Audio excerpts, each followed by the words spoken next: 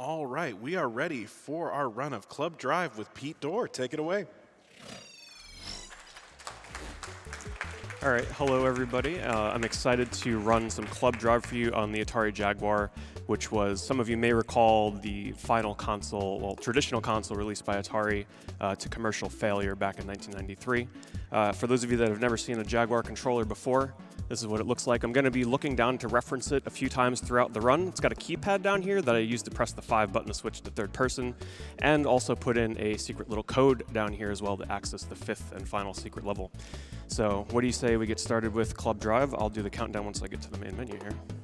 I'm going to be playing on one-player race, 2 laps, because we get to see more of the game, and who doesn't want to see more of it? So here we go in 3, 2, 1, go.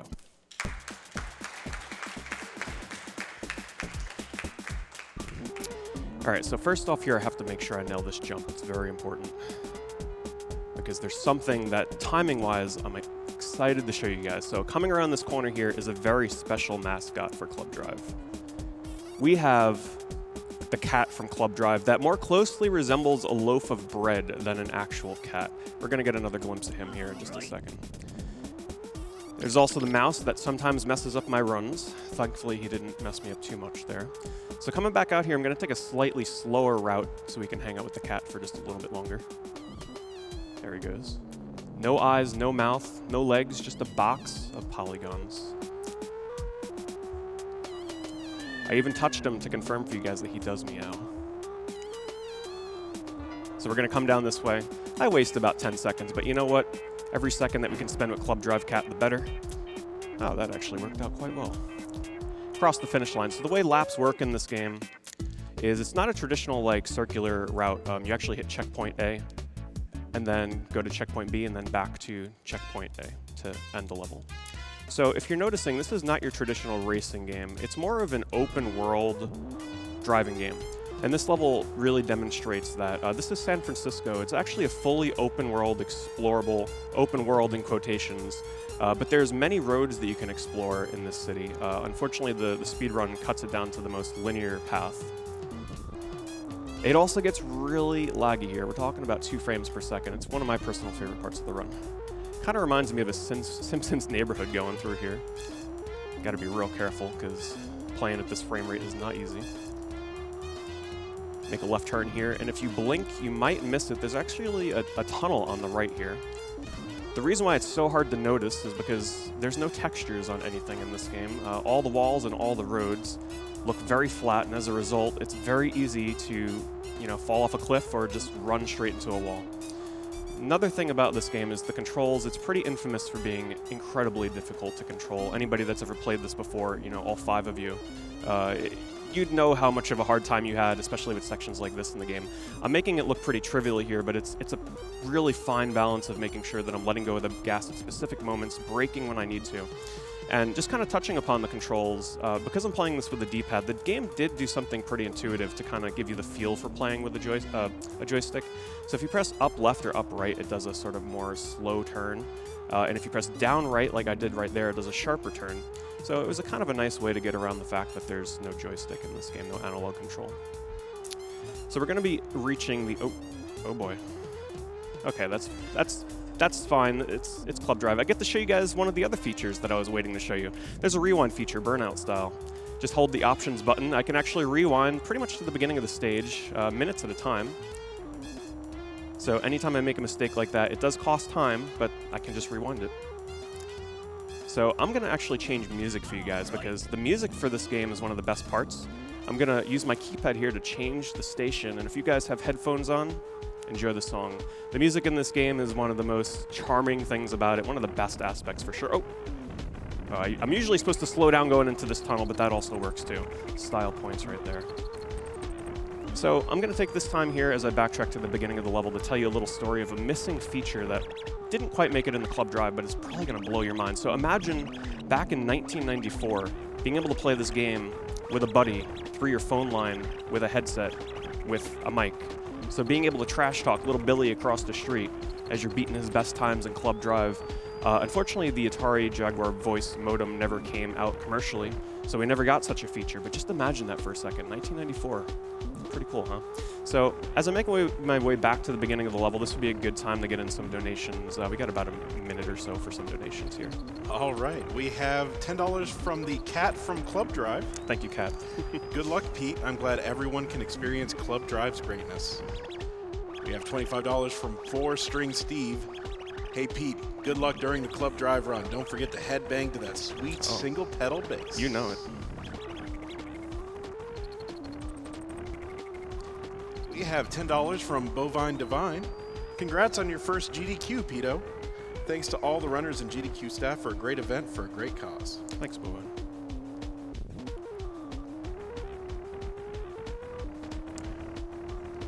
You can fit one more quick one in here. All right, we have $100 from Delmiak. I have nothing clever to add, so I'll just say runner's choice for where the donation goes.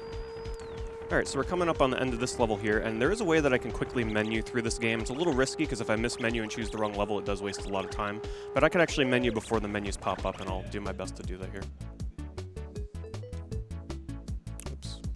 All right, so we're going to the Old West. Now, this level looks deceptively easy, but let me tell you, this is one of the hardest tracks in the game.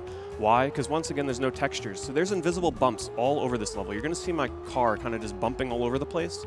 There's one infamous bump here that's killed many a run for me in this game. I got to come to almost a complete full stop here, right there. You can't even see it. There's plenty of them all around this level, and if you look closely here, there's actually a turn to the right. You maybe wouldn't even noticed it. Once again, no textures. But I think that's kind of part of the charm of Club Drive. This game has such just a different look to it, and once I tell you the lore and the story of Club Drive in a little bit, maybe it'll make a little more sense too on the theme of this game. So quickly, I want to give credit to Shinto from the Atari Jaguar Game by Game podcast for doing a lot of research on this game and being able to provide me with the information to tell you guys about this Easter egg here. Behind Atari headquarters, there's actually a rocket. Waste a little time here to show you that. So what's the story behind that rocket? Well, the lead programmer of this game, named Todd Powers, would frequently go out in the back of Atari headquarters and shoot off rockets with a fellow colleague that worked on this game. And as legend would tell it, they would also sometimes strap rockets to RC cars and shoot those off as well.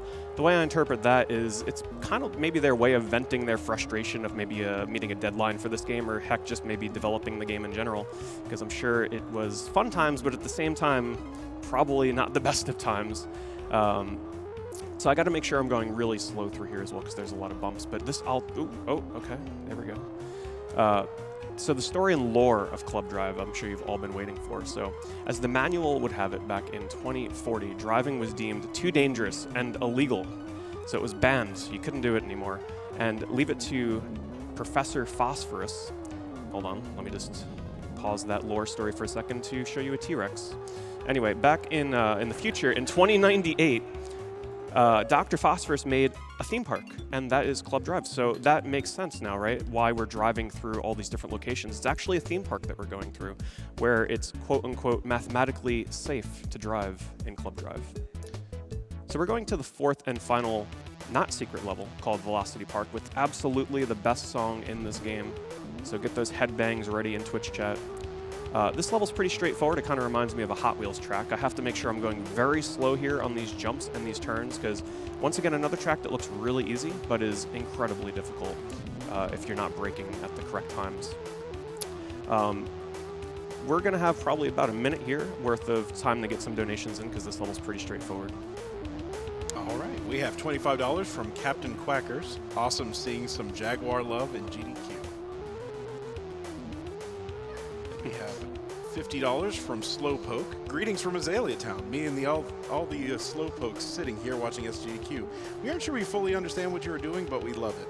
Put my donation towards naming Squirtle Slowpoke, please. Slowest regards, Slowpoke.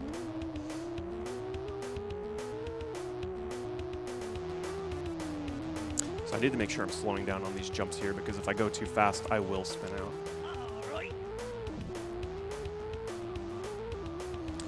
Can fit in another donation or two. All right, we have $150 from the Jakara. Just something from myself and the doorknobs. Let's go, Pete. Thanks, Jakara. Oh boy. We're good, we're good. Now, if you notice on the bottom there is a map, a very small map with an arrow. I have to keep an eye on that. So right there, you might have been like, wait, is that the right way? This game doesn't tell you if you're going the right way or not if you get spun out like that, so I have to look at that tiny little arrow to know if I'm still going the right way. All right, we're coming up on the end of this track here pretty soon. So I'm going to be hitting 4 and 2 on my keypad. So credit to you if you know where that reference is from. And we're going to be entering Planet Todd, the final bonus level in this game, named after the programmer, the mischievous programmer shooting off rockets in the back of Atari headquarters. So it's a pretty fast track, very technical jumps in here. Let's hope I can nail some of them on the first try without rewinding. So we got a half pipe here. Got to go over this pretty slow to make sure I land correctly. Good enough. Ideally, I want to come out here looking straight into that path. We're going to go through our warp door here, brake, hit this ramp, and hope I make this jump. I want to try and come out of this jump. Believe me, the replay makes this look amazing, by the way. Facing this direction is good enough. We're coming up on the final turn here. I'm going to take a slightly slower but more flashy jump here to end the run because we're coming up on time here very soon. And time. The rank at the bottom of the screen, by the way, Pizza Guy, this game ranks you based on how fast you go through the game, so that is the fastest rank that you can get. So I hope you guys enjoyed Club Drive. I once again need to thank GDQ for allowing me to come here and not just play a 32X game for you guys, but also a Jaguar game. I've only been speedrunning for about a year, and if you would have told me a year ago that I'd be on a GDQ main stage playing Club Drive on the Atari Jaguar, I would not have believed it. So thanks again, GDQ, for having me down here. And also I want to thank all my viewers and followers that have been so supportive in my growing addiction to speedrunning and my trip down here to GDQ for the first time. So thank you, everybody, and enjoy the rest of the Silly Games block.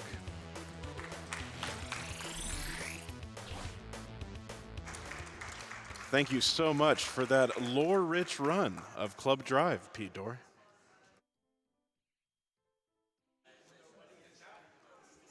Well, I have been French Toast, and I have thoroughly enjoyed this block of Silly Games, but we've got more Silly Games to come. Please stay tuned.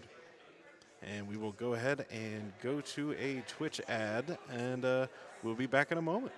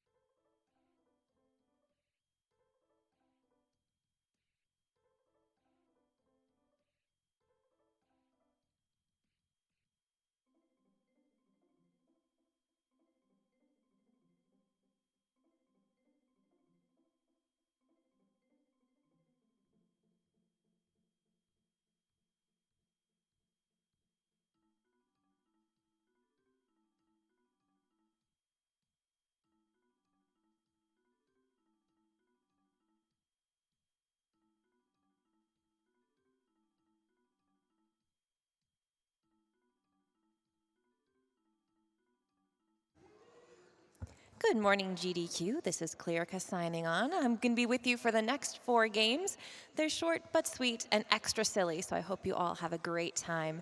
For those of you just tuning in, because, you know, a new voice on the mic, we are Summer Games Done Quick 2018.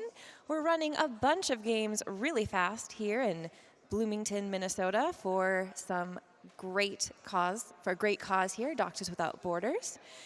You know, just in case you forgot what Doctors Without Borders does, just a quick reminder, MSF is a medical humanitarian organization working in more than 60 countries around the world. They are a private international association providing assistance to populations in distress, to victims of natural or man-made disasters, and to victims of armed conflict. They do so irrespective of race, religion, creed, or political convictions. You can find out more at doctorswithoutborders.org. All of our donations that are received during this event go directly to Doctors Without Borders. We are getting set up for our next game, so I'm going to read a quick donation or two first, and then we are going to hand it over hopefully very soon. We have a $50 donation from Sarah 4. That TFW, when your good friend is running a literal baby game for actual babies at SGDQ. Good luck, Enchantress of Numbers.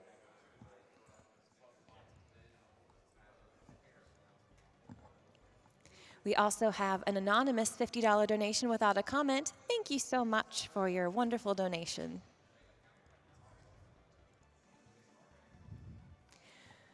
We have another great donation of support for our next runner.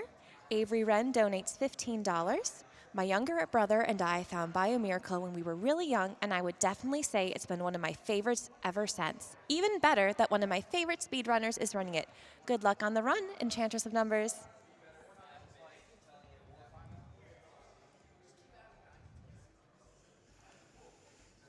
We have a $25 donation from Xanth99. Hey, Enchantress of Numbers, so happy to see Biomiracle at GDQ. Good luck on your run.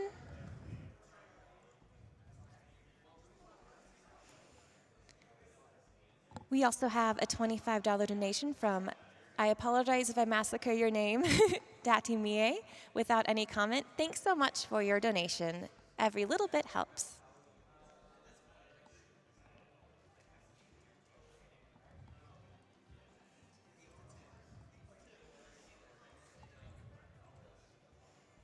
And just a reminder, not only do your donations benefit Doctors Without Borders, but we also have lots of great donation incentives that you can choose to pledge your donation to. We've met some great ones coming up soon, but we have quite a few bid wars coming up as well for some of the Zelda games that will come up. It's today for us. One of them is a little bit one-sided, The Legend of Zelda file name. The lead of Volcor currently has a lead of about $20,000. However, the Zelda Oracle of Seasons Choose the Animal Companion is actually quite close between Dimitri the Dodongo and Moosh the Bear. So you have a great chance of swaying that with your wonderful donations. And we have a donation from Icefox in the amount of $32.50. Hey, Enchantress, good luck on the run. The TGM community is rooting for you.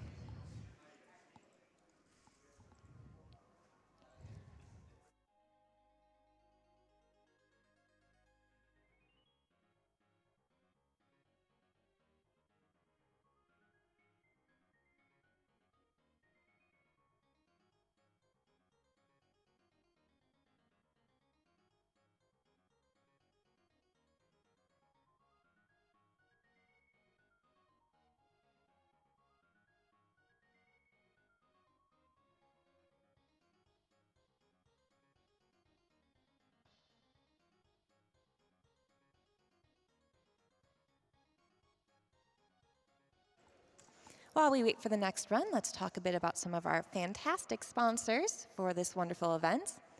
One of our great sponsors, as you know, is the Yeti, who has supported Games Done Quick events since 2012. They are the official merchandise sponsor for the Games Done Quick events, and you can get official SGDQ t-shirts and more at theyeti.com.